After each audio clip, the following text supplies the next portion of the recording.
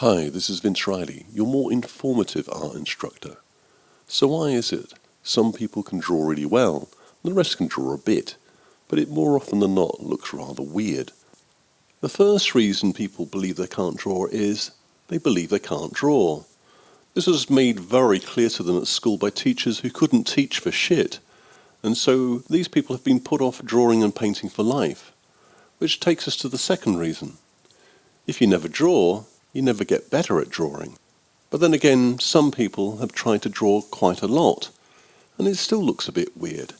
Now, before we go on, I'll just say this. Just because it's weird doesn't mean it's wrong. Maybe it's just different. You'd never say your signature is wrong, so why should your style of drawing be? But, of course, it depends on what you draw. And what we often mean by drawing well is drawing what you see in front of you in the so-called figurative tradition. And that's what this film is really about. It's not to do with drawing from your imagination, technical drawing, abstract drawing, and definitely not drawing cartoons. All of these are great to do, but you'll never be able to do them well if you never draw from life. Drawing from life is like scales in music. You can be creative without it, definitely, but you can be a hell of a lot more creative if you have some idea of what it takes. So, in the next few minutes, I'll show you 12 tricks or techniques artists use for this type of drawing. The first trick is really easy. Line up 3 or 4 very sharp pencils. This will automatically make your drawings look much more attractive or focused, like in photography. And you don't have to break your concentration every 2 minutes to sharpen your pencil. The second trick is to start with something simple, like a cup. But not a cup on its own, because to get the proportions right, you need something to relate it to. Otherwise, it's just hovering in space. Therefore, I suggest you put the cup on a white piece of paper laid at an angle. This will help you with the proportions and give the drawing a sense of depth. And here's a word of warning. The human figure is easily the most difficult object to draw from life, as anyone can immediately recognize that the proportions, weight, balance and texture of the flesh is wrong. That said, do try it. After all, if you don't try doing the difficult things, you'll never be able to do them, and even Degas' first attempts probably looked rather crap.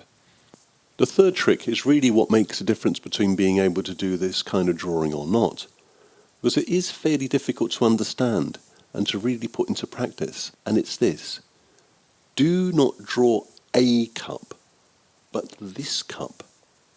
A cup is an idea of a cup, but this is a real cup, and you want to draw this cup, not some idea of a cup. I'll explain. One reason hands are difficult to draw is that, for a start, they're really weird, complicated things. So naturally they are difficult to draw. But also because our idea of a hand gets in the way. Okay, this is a hand, and this is also a hand, and this is a hand, and this is a hand.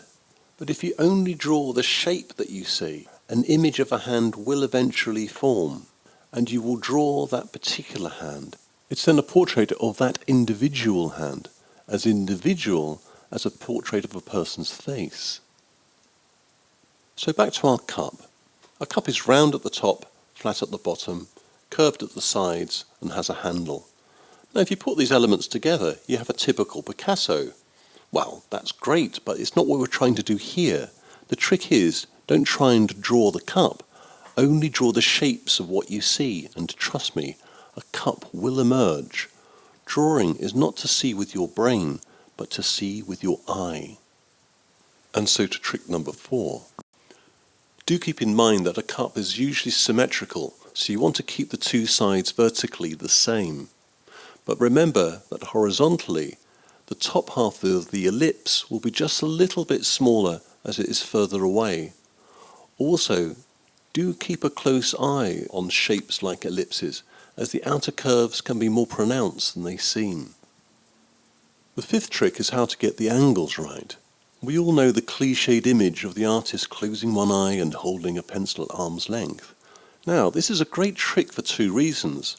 One is that it helps you get the proportions right, but another is to get the angles right. If you use this technique effectively, You'll probably notice that these angles and proportions are much more extreme than you would expect. And once you get both of these right, you'll see a cup on a piece of paper emerge before your eyes. Trick number 6 is to draw everything together. Of course, this takes balls and is rather like pushing away from the edge of a swimming pool for the first time. Try drawing as loosely and as rapidly as you can, keeping your eyes far more on the objects than in your drawing. Also, if you incorporate the background, you will give the drawing a greater sense of depth and even more to relate to. By relating one object to the next, again the shapes of these forms will emerge into recognizable objects. I call this technique mapping, as you map out where all the objects are in front of you. Also, drawing everything together gives the drawing a sense of unity and harmony.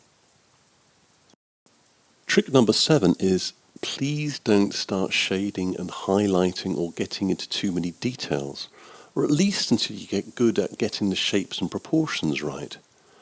One reason is that if the proportions are wrong, the shading and details will absolutely be out. Another reason, in my view, is that unless done by fairly proficient drawers, shading and detail drawing looks really kitsch and amateurish. Which brings us on to trick number 8. Look at how other people draw, as this will show you how great drawing can be done. By this I mean the masters. Da Vinci, Michelangelo, Holbein, and believe me, there are many modern ones such as Klimt, Seurat, Matisse, Giacometti, and very, very many contemporaries, I assure you. This will show you how delicate or bold the marks can be, which brings us to number 9. Vary the marks: thick, thin, delicate, quick, slow. This will give your drawing a sense of depth. Number 10, nothing is precious. One exercise I do is to get students to draw for 5 minutes, then get them to tear up the drawing. This usually has the students running after me with sharpened pencils, but it is perhaps the most important lesson. After all, it didn't exist 5 minutes before. You will probably draw a much better drawing after this, and this brings us to number 11.